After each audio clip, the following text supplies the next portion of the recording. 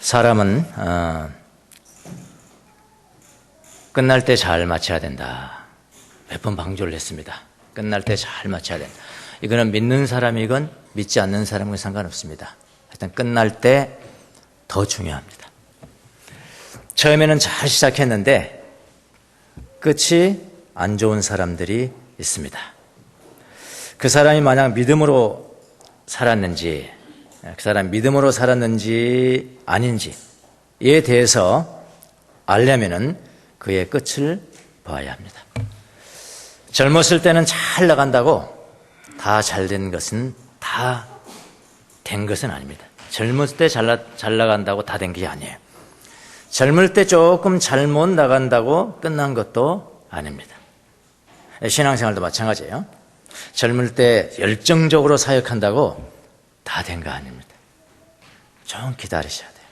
네, 그를 평가하려면요. 끝이 좋아야 합니다. 그치? 가룟 유다를 아시죠? 가룟 유다는 열성파입니다. 젤롯이라고 하잖아요. 질이라는 게 막 열정이잖아요. 그죠? 열정적이죠. 열정적 열성파였습니다. 열심히 예수님을 따라다니는 데 있어서 누구보다도 더 열성파였습니다. 여러분 잘 아시죠? 끝이 안 좋았습니다. 끝이 안 좋았어요.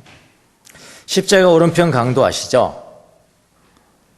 강도, 우리는 이제 강도라고 그랬는데, 살인 강도라고 그러는데, 이제 어떤 성경학자들에 의하면 또 뭐, 반역죄에 해당된다. 국가를 향해서 반역했던 그런 죄. 어쨌든 뭐, 전 잘 모르겠어요. 이렇든 저렇든 하여튼 그 사람도 열정적으로 살았는데, 마지막에 어떻게 됐어요? 주님을 따랐습니다. 주님을 따랐습니다. 누가 더 귀한가? 여러분이 평가를 해주시기 바랍니다. 바울도 그의 서신서를 보면은 믿음으로 시작했으면은 믿음으로 끝까지 가라. 이걸 자주 권면했어요. 믿음에서 믿음에 이른다. 이 말은 뭐냐면은 믿음을 시작했냐? 끝까지 믿어라. 믿음으로 시작했으면 끝까지 믿어라. 신앙의 영웅들은, 우리가 지금 신앙의 영웅들을 보고 있는데, 신앙의 영웅들은 모두 그렇게 했습니다. 특징입니다, 특징. 지난주에 우리가 살펴봤던 야곱이라는 우리 믿음의 조상, 그 특징이 뭐라고 그랬습니까? 날이 갈수록 신앙이 깊어졌다. 야곱의 특징을 부자 됐다, 기도하니까 부자 됐다, 그런 거 아니에요. 그런 거 아니고요. 그렇게 특징이 들으면 안 됩니다. 야곱은 세월이 흐를수록 깊어졌다. 예, 그렇게 하셔야 정확합니다. 날이 갈수록 신앙이 깊어진 사람이다. 그래서 뭐 했다고요? 죽을 때 보면 안다고. 죽을 때 뭘 했다고 그래요? 두 가지 했다고 그랬죠? 후손을 축복했고요. 하나는 축복했다. 두 번째는 죽어가면서 힘이 없으니까 지팡이에 의존해서 하나님을 경배했다. 예, 축복했다, 경배했다. 이 두 가지 살펴봤습니다. 자, 오늘은 야곱의 이제 그 후손들이죠. 야곱의 자녀들이 많잖아요. 야곱의 자녀들이 많지만은 야곱의 후손 중에 누가 뽑혔냐면은 요셉이 뽑혔습니다. 요셉이 그 중에 믿음의 영웅으로 뽑혔습니다. 자, 요셉은 여러분 잘 아시죠? 야곱이 특별히 사랑했던 아들입니다. 근데 요셉도 특징이 하나가 있어요. 야곱과 닮았습니다. 요셉의 특징이 뭐냐면요. 꿈 해몽을 잘한다. 교도소에서도 원망하지 않았다. 그거 다 특징일 수 있습니다. 근데 요셉의 전체를 말하는 특징은 아니에요. 요셉의 특징이 뭐냐면은 요셉도 믿음이 죽을 때까지 한결같았다. 그렇게 보시면 전체를 포괄해서 말하는 특징입니다. 애굽으로 노예로 팔려갔을 때나 그 다음에 경호대장 보디발의 재정 총무를 볼 때나 교도소에 있을 때나 그의 신앙은 한결같았다. 어떻게 한결같았어요? 낙심하지 않았다는 겁니다. 예, 그게 신앙이에요. 예, 진짜 신앙 있는 사람은 잘 안 될 때 낙심하지 않습니다. 반대도 마찬가지입니다. 굉장히 잘 될 때 우쭐하지 않습니다. 항상 중간에 있어요. 예, 요셉이 특징이잖아요. 예, 그렇게 인생의 어두운 밤을 지나갈 때도 낙심하지 않았다. 자, 심지어 반대로 최고의 자리인 애굽의 총리가 되었을 때도 한번 읽어보세요. 애굽 총리가 되었을 때도 백성들을 위해서 일했죠.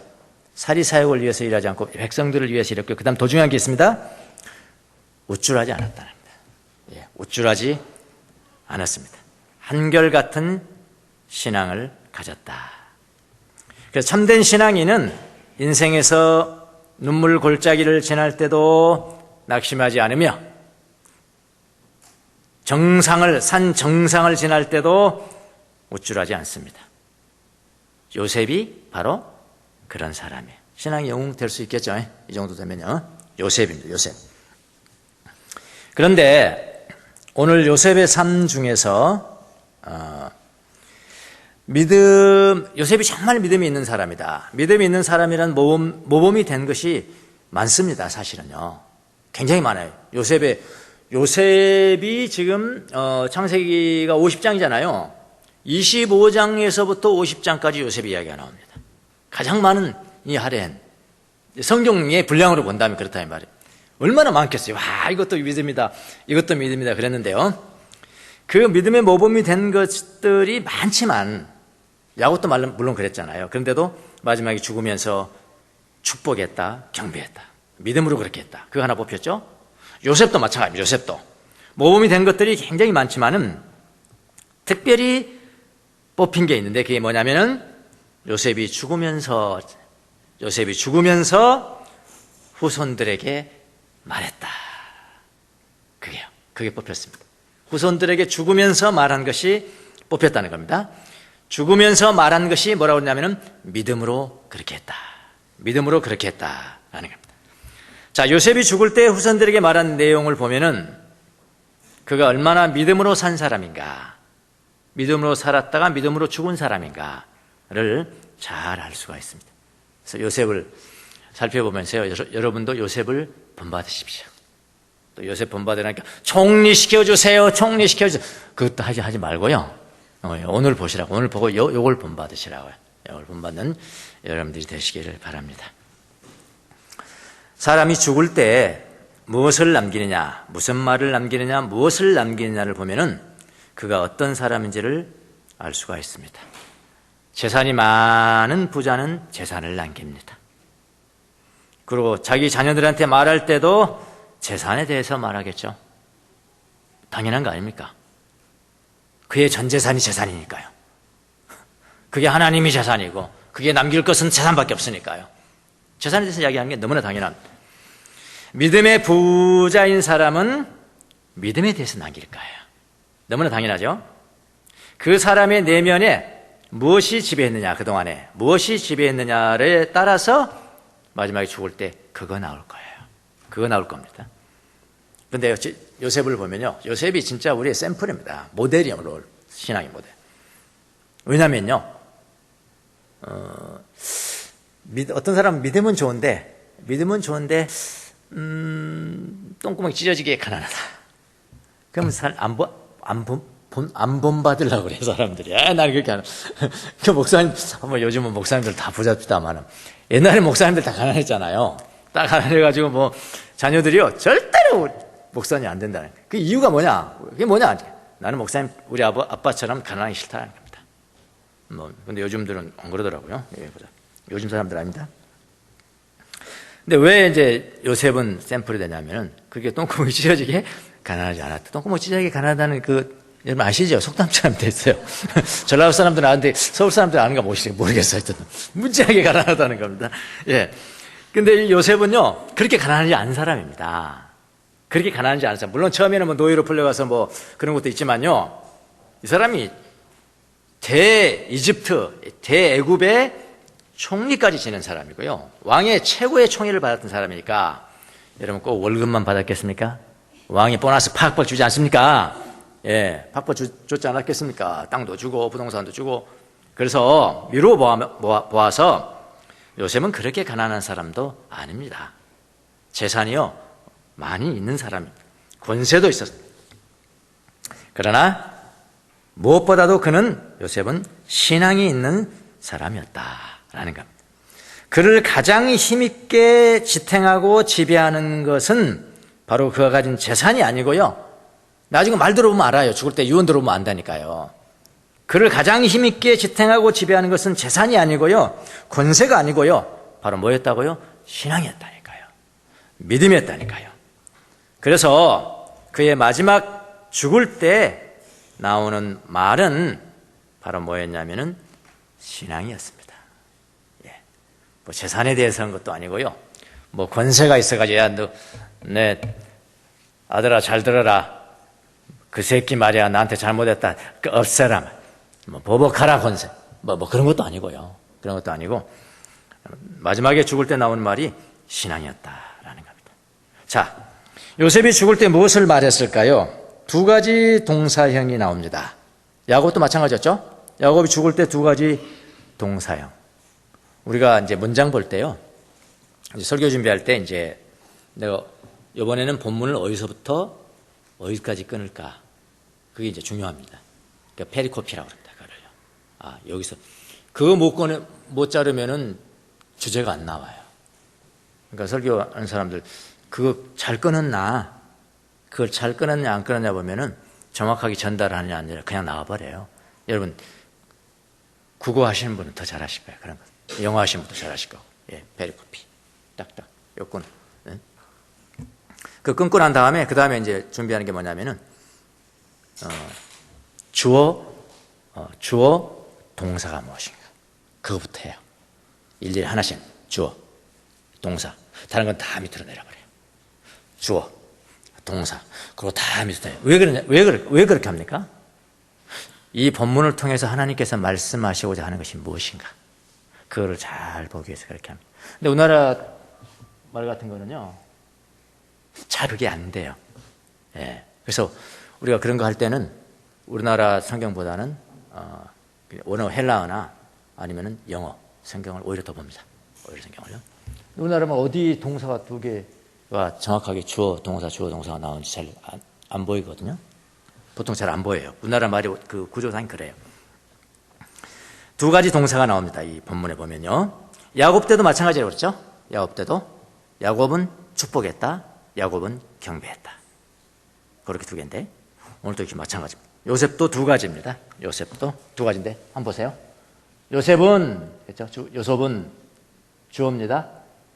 그 다음에 동사가 뭘까요? 언급했다. 요셉은 언급했다. 그 첫 번째고요. 그 다음에 두 번째는 요셉은 뭡니까? 지시했다. 예. 요셉은 언급했다. 요셉은 지시했다. 그러니까 두 가지. 그러니까 두 가지 요셉이 한 행동을 보면은 요셉의 신앙이 어떤 신앙인가를 우리가 알 수 있다. 그런 이야기입니다. 자, 첫 번째가 뭐라고요? 언급했다는 것인데, 언급했다는 것은 뭘 언급했냐면은 출애굽, 예, 출애굽에 대해서 언급했다. 예, 이스라엘 자손들이 요셉은 죽을 때 죽어가면서 그러냐, 죽어가면서 이스라엘 자손들이 자기 후손들이 이집트에서 애굽에서 나갈 거야. 그 엑소더스죠. 출애굽이죠. 나갈 거야. 그 일을 언급했다. 그런 이야기입니다. 요셉이 처음 한 말은 뭐냐면은 출애굽에 대해서 기억시켰다. 절대로 이것은 잊으면 안 된다. 이런 이야기입니다. 절대로 이것을 잊으면 안 된다고 후손들에게 기억시켰다. 그런 이야기입니다. 이스라엘 자손들이 이집트에서 나갈 것을 언급했다. 언어로 보면 더 정확합니다. 기억시켰다. 가슴속에 깊이 간직해라. 이거는 절대로 잃어버리면 안 된다. 깊이 간직해라. 잊지 않도록 그렇게 이야기를 했다. 자, 그러면 요셉이 죽을 때가 언젠가 한번 봅시다. 만약에요, 요셉이 죽을 때 너무 어려웠다. 요셉도 어려웠고 이스라엘 후손들도 어려웠고 정말로 눈물 골짜기를 지날 때라면은 이런 것들이 큰 의미가 있을 것 같아요. 야, 그래도 우리는 나가는 거야. 지금 뭐 고생한다고 말이야. 걱정하지 말아라. 우리는 나간다. 그러면 굉장히 위로가 될 것 같은데, 근데 잘 한번 생각해 보세요. 요셉이 죽을 때는요, 그럴 때가 아닙니다. 그럼 어떨 때입니까? 요셉이 죽을 때는 이집트 사람들이요, 모두가 다 요셉이 얼마나 우리나라의 위대한 사람이었는가, 위대한 인물이었는가를 모두 다 기억하고 있을 때입니다. 요셉을 잃어버렸을 때부터 핍박이 시작됐습니다, 여러분. 모세 때는 요셉을 잃어버렸거든요. 그때부터는 요셉을 모르는 사람들이 왕이 되고 그런 거예요.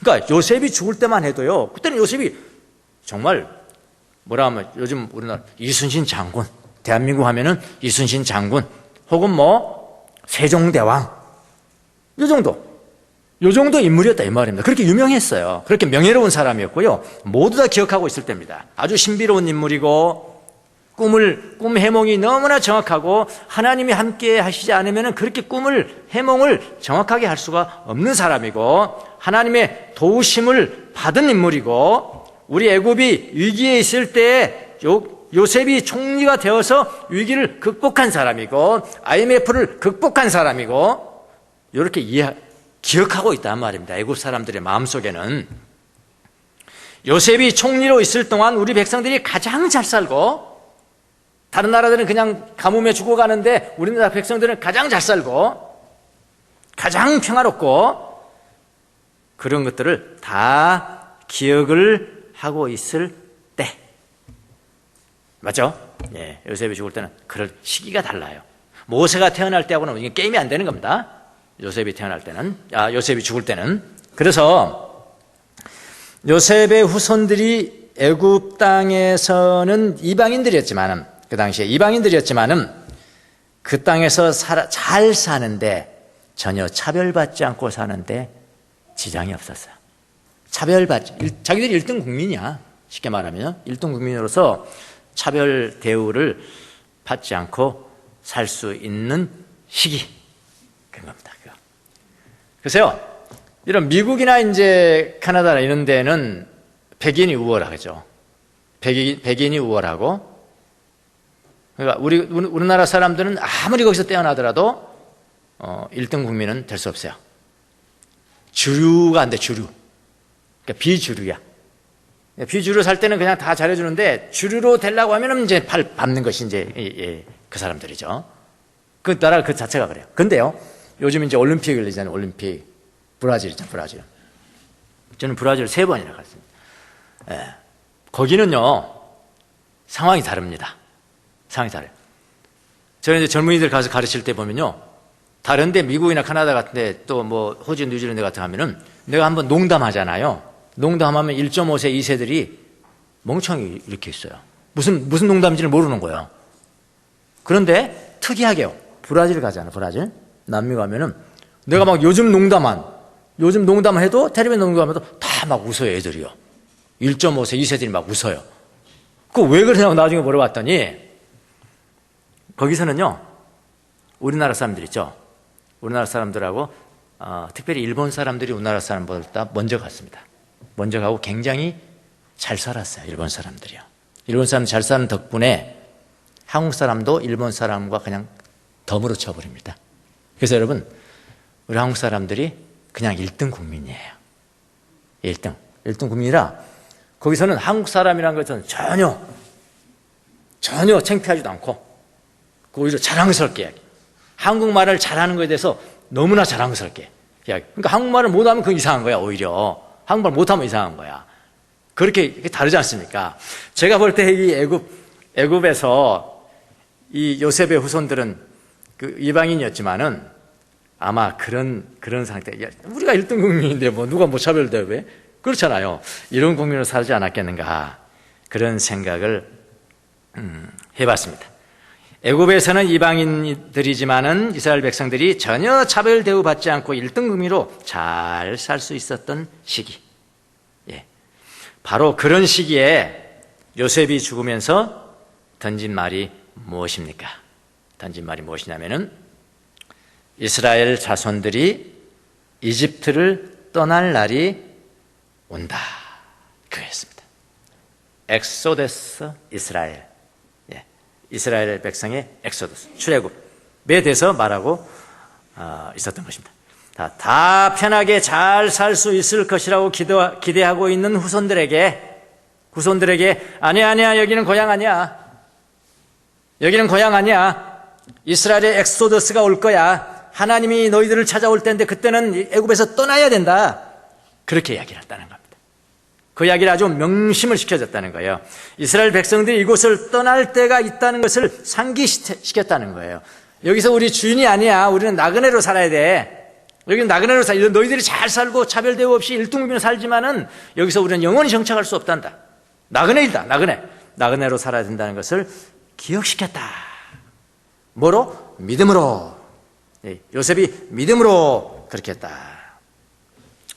자, 요셉은요, 이미 하나님께서 증조부인 아브라함에게 이미 하신 말씀을 다 믿고 있었습니다. 알고 믿고 있었습니다. 뭐라고 그랬습니까? 하나님께서 아브라함에게 말씀하시기를 이스라엘 백성들이 애굽 땅에 가서 400년 동안 있다가 애굽에서 나와서 가나안 땅으로 갈 것이다. 하나님께서 약속하신 가나안 땅으로 갈 것이다.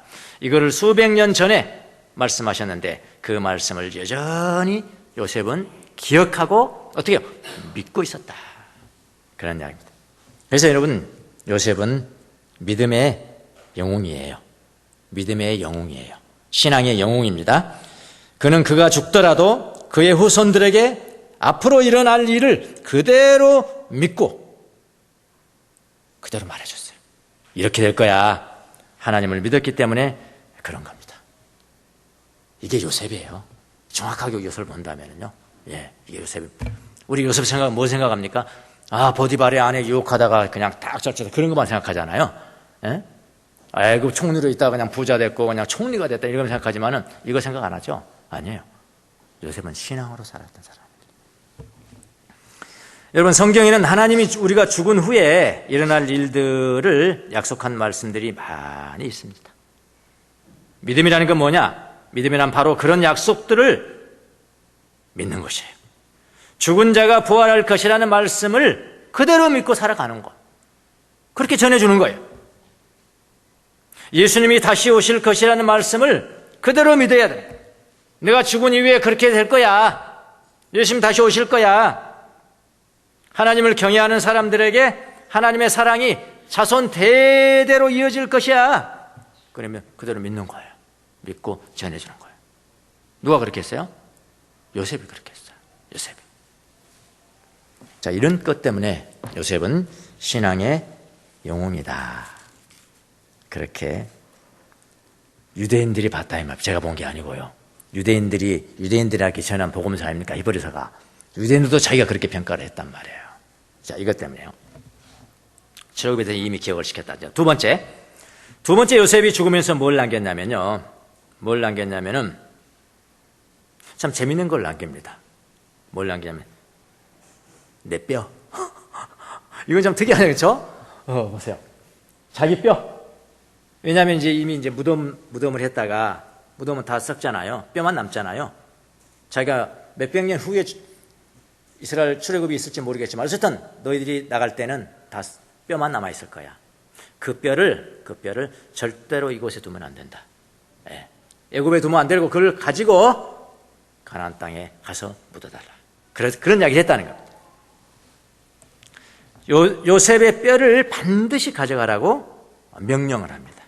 아주 명령을 하고요. 여기는 안 나와 있지만은 맹세까지 받아요. 후손들에게 맹세까지 받습니다. 자, 두 번째 이 말씀인데, 두 번째 말씀은 첫 번째 말씀 그냥 언급했다는 거고, 기억하라, 언급했다는 것인데, 두 번째 말씀은 뭐냐면은 명령했다는, 더 강한 명령이었습니다. 첫 번째는 단지 말하는 것이지만은, 두 번째는 명령했다. 그 명령이 뭐냐면은, 요셉의 뼈를 가지고 나가라는 것이었습니다. 뼈를 어디로 가지고 나가라는 것인가요? 그런 명령인가요? 가나안 땅으로 가지고 나가라는 명령입니다. 가나안 땅에 가지고 가서 가나안 땅에 묻어라. 명령했으니까요. 묻어라. 이스라엘 자손에게 언젠가는 다가올 출애굽 때 자신의 묘지를 파서 뼈를 가지고 하나님께서 약속하신 땅인 가나안 땅에 가서 묻어달라라는 명령입니다. 후손들이 그렇게 했을까요? 당연히 그렇게 했죠. 당연히 그렇게 했습니다. 출애굽기 13장 19절 모세라는 걸출한 후손이 나옵니다. 모세 출애굽할 때 뭐라고 그러냐면 출애굽기 13장 19절에 이렇게 기록되어 있습니다. 모세는 요셉의 유고를 가지고 나왔다. 그 다음 요셉이 이스라엘 자손에게 엄숙히 맹세까지 하게 하며 하나님이 틀림없이 너희를 찾아오실 터이니 그때 너희는 여기에서 나의 유고를 가지고 나가거라 하고 말하였기 때문이다. 그렇게 기록을 하고 있습니다. 출애굽기에는요. 그리고 이제 모세는 완성하지 못했습니다. 뼈를 가지고 나가는데 역할을 했지만은 모세는 가나안 땅에 들어가지 못했습니다. 모세를 대신에 누가 들어갔을까요? 여호수아가 들어갔습니다. 여호수아가 그걸 완성을 하는데 여호수아서 24장 32절에는 이스라엘 자손들이 요셉의 유고를 세겜에 묻었다. 세겜이라는 곳은 요셉의 아버지인 야곱이 산 땅입니다. 거기에 묻히려고 야곱이 사서 자기도 묻히고 아내도 묻히고 아들도 묻히고 그게 세겜입니다. 그렇게 요셉이 명령한 대로 그대로 후손들은 했습니다. 자, 여러분, 사람이 죽어갈 때요, 나를 어디에 묻어라. 이런 가끔은 유언으로 남기잖아요. 유언으로 자기를 어디에 묻어달라는 말은, 그렇게 자주, 모든 사람이 다 그런 건 아니지만은, 또, 아주 비일비재한 이야기 아닙니까? 나 어떻게 묻어라. 산에다 묻어라. 냇가에다 묻어라. 청개구리도 그런 거 하는 거 아니죠? 청개구리도 그렇게 이야기하지. 우리 사람이 그건 당연한 거고요. 이상한 것도 아니잖아요. 산에 묻어라. 동쪽에 묻어라. 서쪽에 묻어라. 어디에 묻어라. 그렇게 하죠. 합니다. 보통은 어떻게 이야기합니까? 명당이죠, 명당. 명당을 찾아서 그렇게 묻어라. 그럼 후손들이 굉장히 부자가 될 거야. 이런 식의 이제 생각을 하면서 명당을 찾아 그렇게 하는데, 그런데 요셉의 이 명령은 참 특별합니다. 어떻게 보면요. 우리 상상을 그냥 비껴가고 초월하는데요. 왜냐면요. 사실은 여러분, 이집트에 묻혀 있으면 더 명예롭습니다. 더 명예로워요. 이건 여러분 쉽게 상상할 수 있는 겁니다. 왜냐면요. 여러분 국립묘지 한번 가보십시오. 국립묘지 가면요. 독재자들 말고요. 정말 우리 백성들을 위해서 헌신하고 그렇게 산 사람들의 왕 혹은 고관들의 묘지를 보면은 지금도 존경하잖아요. 가서 명예롭잖아요. 그 묘지 있는 게. 그런데 여러분, 요셉은 이집트에서 어떤 사람이라는 걸 여러분 잘 아시잖아요. 모든 사람들이 요셉이 얼마나 훌륭한 사람인가를 다 기억하고 있기 때문에 사실은 이집트의 땅에 묻혀 있는 것이 더 명예로울 수가 있는 거라고요. 그렇잖아요. 세겜에 지금 묻히는 것보다. 그 당시 묻힐 때야 싸움하고 그럴 텐데요. 그렇잖아요. 총리를 지낸 분이니까 더욱 명예로운 죽음이 될 수가 있습니다. 애굽에서. 그러나 그는 그의 뼈를 뭐라고 그랬냐면은 하나님이 약속하신 가나안 땅으로 가져가라고 명령을 했습니다. 자, 이것은 유대인들이 뭐라고 그랬냐면은 믿음에서 그렇게 한 것이다. 믿음으로 자기의 뼈를 어떻게 할지를 명령했다. 라는 겁니다. 요셉은 하나님의 약속의 땅을 믿었습니다. 하나님의 약속의 땅을 믿었다는 것은 그가 죽은 후에도 하나님의 약속하신 땅이 이스라엘 백성들에게 주어질 것이라는 것을 믿었다라는 것입니다. 근데 가만히 생각하면요. 뼈 가지고 가서 가나안 땅에 묻는 것이 뭐 그렇게 중요할까? 그런 생각이 들잖아요. 그렇죠? 뼈를 꼭 가지고 가서 땅에다 묻어야 되는 것인가? 그렇게 생각하시는 분도 있겠습니다만은 가만히 좀 더 생각하면요. 요셉의 그 명령은 지금 내 뼈 가지고 가라. 여기 놓지 말고 뼈를 가지고 와서 하나님께서 약속하신 약속의 땅 가나안 땅에 묻어라. 이것은요. 자신이 하나님의 약속을 굳게 믿고 있다는 어떤 외적인 상징이라고 보시면 됩니다. 괜찮아요. 뼈 가지고 하는 그렇게 중요한 건 아니거든요. 난 믿는다, 나는. 그만인데, 근데 그 내 뼈를 가지고 가서 묻어라는 거거든요. 이거는 외적인 상징이란 말입니다. 내가 지금 무엇을 믿고 있는지에 대한 상징이라 이 말입니다. 자, 요셉의 때 그랬고요. 자, 우리 때로 한번 적용을 한번 해보죠. 여러분과 저는 신약에서 삽니다. 요셉의 때는 성경도 없었어요. 네? 구약 성경도 없었습니다. 구약 성경. 근데 우리는 지금 구약 성경을 지나서 신약 성경까지 다 지난 세대에 살고 있어서 하나님의 약속이 무엇이며 하나님의 계시가 무엇이며 하나님의 비밀이 무엇이며 신비가 무엇인가 거의 다 밝혀졌어요. 거의 다 알아요. 그래도 모르는 거 있는데요. 그럼 너만 모르는 거야. 그리고 그래도 모르는 거 있는데 너는 쓸데없는 거 알라고 그러는 거야. 대충 그거예요. 너 쓸데없는 거 알라고 그러는 것이야. 너만 모르는 거야. 이상한 쓸데없는 거 알고 그 예수님이 며칠, 몇 년, 몇 월, 며칠 나오시는가 이거 안 가르쳐 주셨잖아요. 그거 다 필요해서 안 가르쳐 준 거야. 우리가 신앙생활을 잘해가고 하나님을 섬기고 하나님을 사랑하는데 필요하고도 충분한 모든 계시는 이루어진 겁니다. 그렇게 믿으셔야 돼요. 쓸데없는 거 자꾸 가르쳐달라고 그렇게 하지 마세요. 필요가 없어요. 성경 보면 다 나와 있어요. 이미 우리는 다 압니다. 뭘 아니까? 그 당시에 보이는 가나안 땅이, 지금 이스라엘 땅, 가나안 땅이 하나님께서 약속하신 최종적인 하나님의 통치가 이루어지는 나라는 아니라는 것을 우리는 압니다. 요셉이 아는 것은 희미하게 알았던 거예요. 우리는 요셉보다도 훨씬 더 정확하게, 훨씬 더 명확하게 알고 예수님께서 친히 가르쳐 줬기 때문에 너무나 분명하게 압니다. 여러분과 저는 하나님께서 약속하신 영적인 가나안 땅이 있다는 것을 지금 믿고 있습니다.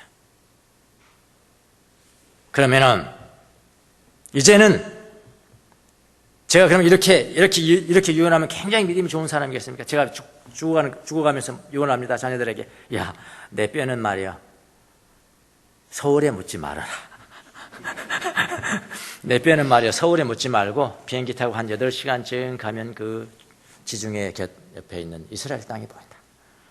거기 말이야. 비행기 거기 내리는 공항이 텔라비브라는 곳인데 거기다 좀 묻어달라. 그거 지킬 사람이 누가 있습니까, 그거? 네. 그렇게 안 해도 상관없어요, 이제는요.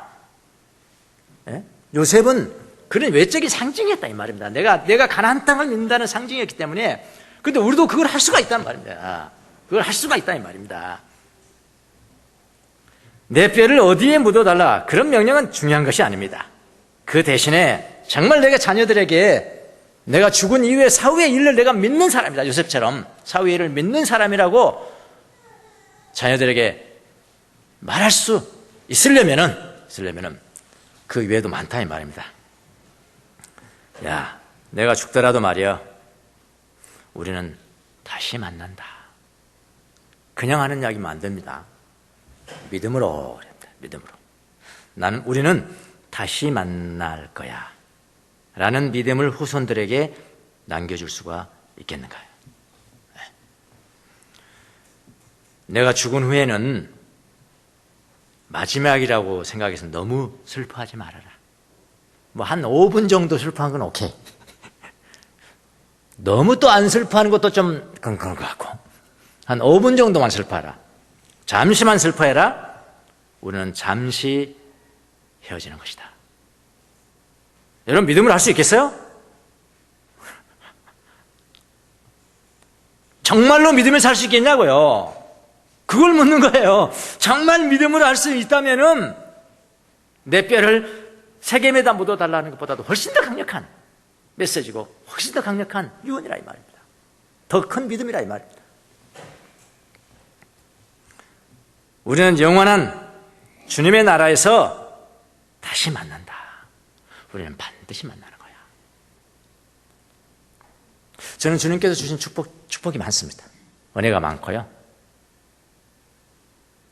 근데 제가 가장 우선적으로 하나님이 내게 주신 가장 큰 축복, 가장 큰 확실한 축복이 무엇으로 꼽는지 아십니까? 사후에 내가 어떻게 될 것인가를 믿어줘요. 이거는 인간이 안 됩니다. 안 돼요. 머리에 먹물개나 든 사람 더 안 되고요. 예? 머리에 먹물개나 든 사람 다른 건 다 알아요. 뭐 예수님 삼위일체가 어쩌고저쩌고, 못이 어쩌고저쩌고, 이스라엘 역사가 어쩌고저쩌고, 다 아는 건 다 아는데요. 내가 죽으면 부활한다. 생명의 부활한 하나님의 나라의 통치가 있는 그 나라에 내가 들어간다. 그거요. 그거는 믿음의 문제는 아니에요. 믿어져야 돼요. 예, 하나님의 특별한 축복으로 믿어져야 되는 문제거든요. 근데 저는 그게 믿어져요. 너무 감사하죠. 그래서 내 자손들에게 말할 때 제가 말하는 것은 믿음으로 할 수 있습니다. 우리는 다시 만난다. 다시 만난다. 그러니까 말이야, 나의 장례식이 슬픈 장례식이 되게 하지 말고 그렇게 하지 마라. 기쁨의 천국 입성 환송식이 되게 하라. 웃으면서 하는 이야기 아니에요. 믿음으로 그렇게 하셔야 돼요. 그러니까 이런 것들은 마치 요셉이 죽을 때 내 뼈를 가지고 거기다 묻어다오. 그거는 정말 내가 믿음, 가나안 땅에 대한 소망과 믿음이 확고하다는 것을 그런 모습으로 보여주는 어떤 상징적인 행동 아닙니까? 지금은 이제 이렇게 할 수 있다는 말이에요. 야, 텔라비브에 믿어줘라 그러면 저는 미친 사람 되는 거거든요. 내 뼈를 텔라비브에 믿어줘라 그러면 미친 사람 되지만은 우리는 다시 만난다. 슬퍼하지 말아라. 기뻐해라. 기뻐해도 된다. 그렇게 할 수가 있겠냐. 요셉이 그렇게 했다는 겁니다. 그렇게 여러분 하십시오. 요셉을 본받으 이런 거 본받으세요. 여러분 요셉처럼 우리의 믿음은 믿음으로 시작했으면 끝까지 믿음으로 사는 믿음의 사람들이 되어야 됩니다.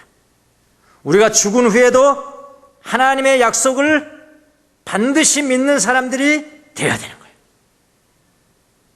우리는 유한합니다. 그냥 사라져요. 주님께서 한번 노하시면 우리는 그냥 사라지는 거예요. 주님이 노하시면 우리 한평생은 한숨처럼 쓰러진대요. 쓰러져 버립니다. 이 땅에서 살면서 너무 애착하지 마세요.